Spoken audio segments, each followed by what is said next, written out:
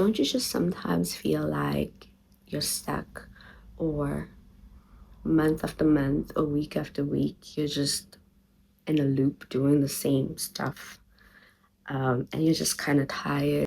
Well, that's me.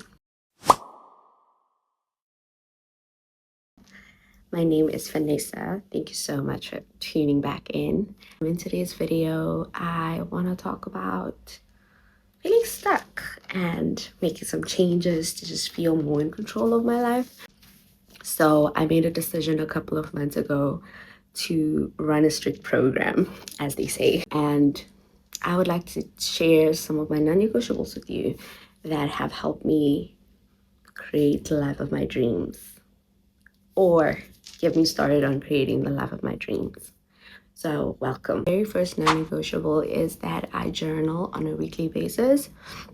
And I journal more if there is more to journal about, but at a minimum, I journal once a week. It helps me regulate my emotions because, doing life can be quite unsettling. One's gonna regulate their emotions a bit.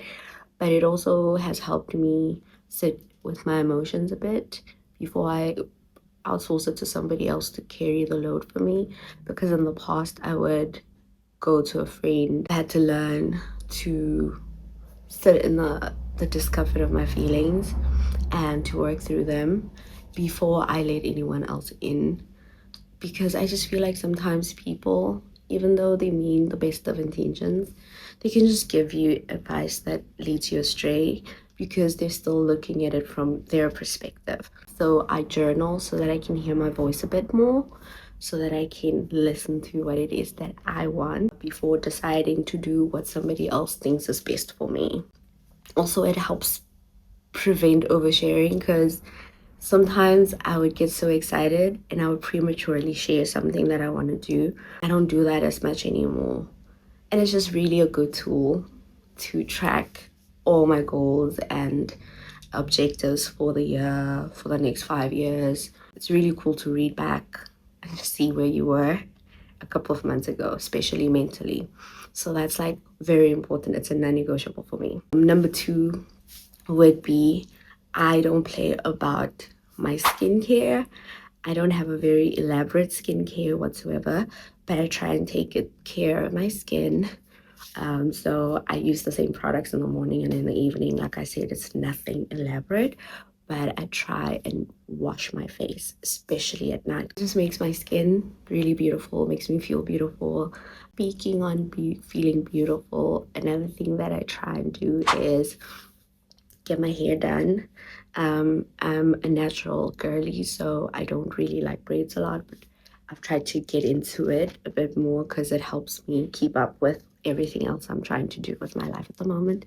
So I try and do my hair and try and get my nails done because it makes me feel beautiful, makes me feel put together. Even if I have to go to the gym, I always try and look together. I like to look presentable when I leave the house, not so much for other people, but also people perceive you differently based on how you look. And if you want people to take you seriously, you're gonna have to put in effort. But it's also just, it makes me feel really good about myself. It makes me feel like I have my ducks in a row. I move my body. I've had a gym membership for like close to a year now. I haven't been as consistent, and I'm trying to call myself out on my bullshit a lot of the times. So I've gotten a lot more consistent in the past couple of months, but it's also something that I'm still working on. But any day and every day that I decide to go to the gym, I don't regret it. I feel so sexy. I lift weights and I feel so strong and sexy. So it makes me feel really good about myself, and I get to do hard shit. I'm not necessarily trying to lose like a significant amount of weight, but I would like to lose some weight. And it's just been so good for my mental health to be able to move my body. I gym alone, so it's like a really cool time to be alone and just be my thoughts and think about stuff that I don't necessarily have time to think about when I'm around other people. So I move my body and I love it. Touching on relationships, something that I am learning to do is being more selfish. being more selfish in that I put myself first now. Still a work in progress because I'm really a people pleaser, but it's not even that. I just really like to give. I'm learning that I can't really be filling up other people's cups if my cup isn't filled. And most people tend to fill up their cups first anyway. So I am learning now at this age to try and fill my cup up before I can fill other people's cups up. Another non-negotiable when it comes to relationships is I just want to be able to vocalize my needs a lot more, because I tend to not vocalize them as much in my relationships, and that has caused some issues in the past. So I try and vocalize my needs to the people that I love and that love me.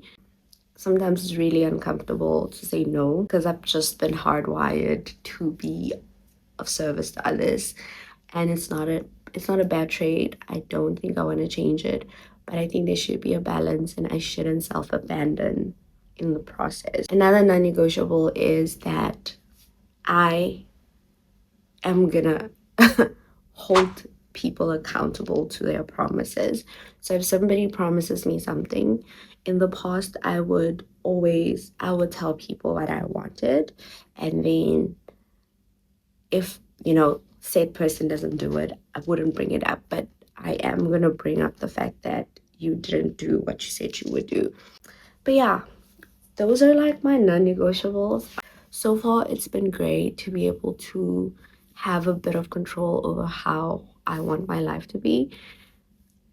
Obviously in certain areas I'm thriving, and in other areas it's still a work in progress.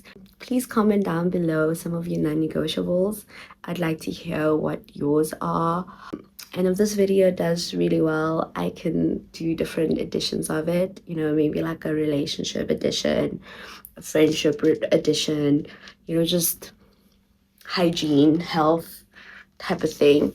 So please comment down below, and if you've made it so far into the video, please subscribe. I would highly appreciate it if you subscribed.